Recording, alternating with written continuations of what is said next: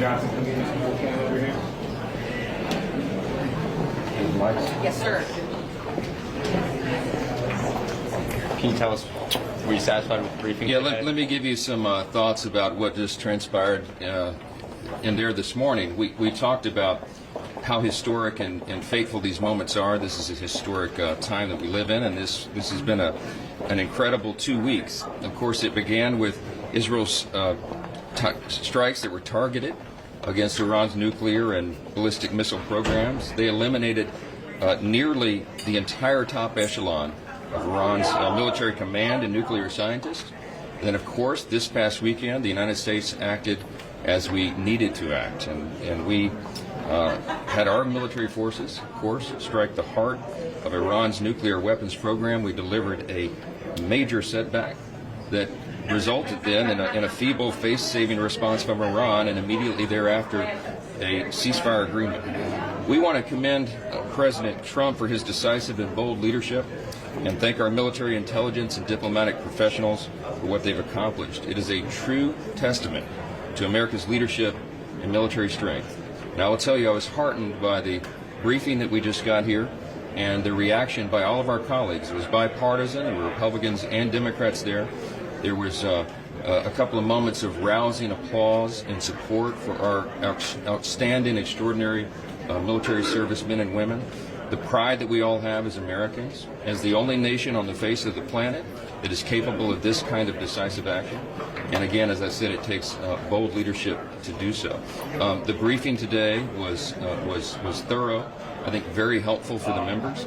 They relayed very important information and answered a lot of the questions that were in the minds of members of the House here, and I know they did the same in the Senate yesterday. So we are blessed to be led by a cabinet of officials who are so good at their jobs, to have the acumen of an extraordinary chairman of the Joint Chiefs of Staff, General Kane, and all of the personnel that work there at the Pentagon and in the U.S. military.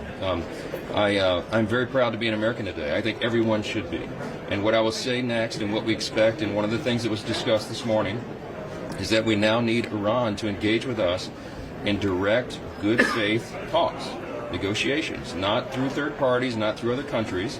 They need to sit down at the table with us and ensure that this peace is truly lasting. We're on the verge of a real peace in the Middle East for the first time in a long time. And that's because of the decisive leadership of the United States. Everyone around the world understands that. The President got a fantastic reception, as you know, at the NATO meeting, at the summit. And it is so encouraging to us that for the first time now, the other countries, NATO partners, are agreeing to commit 5% of their GDP to the fund to defend the peace around the world. The American people, American taxpayers cannot be leaned upon to carry everyone else any longer. We have to have and pursue an America First policy, and that means what is in America's interest. Of course, what has been done here was not just in America's interest, but in the interest of all peace-loving and people and free people around the world. So I have a couple of my great colleagues, our Majority Leader Steve Scalise here, and Brian Mast, who is the chair of one of our most important committees, our Foreign Affairs Committee. And if you want to have a few questions, I'm sure we can answer them. You called this a major setback for Iran's nuclear capabilities. Do you have a sense of how much uranium may have survived and how much was destroyed? What are you learning about that? We have a sense about that. Some of this is classified, but I will tell you that there was a CIA press release, I think it went out yesterday, and they concluded that, Iran, this is a quote, Iran's nuclear program has been severely damaged, unquote.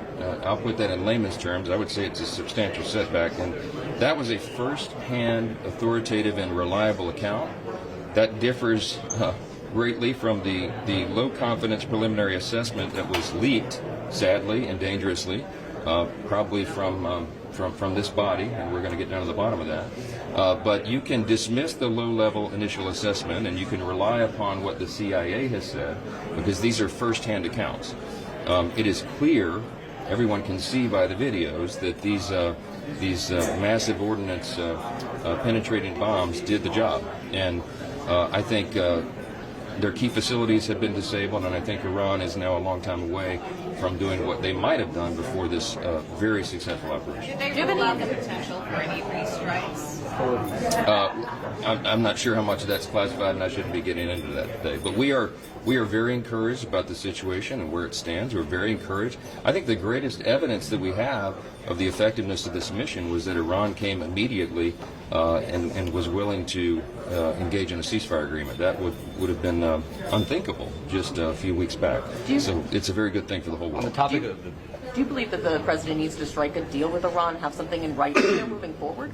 Well, look, I think that's the next logical step. I mean, we will do what is necessary to maintain the peace, but it is in Iran's interest and, of course, in the world's interest for them to come to the table in good faith and make an agreement.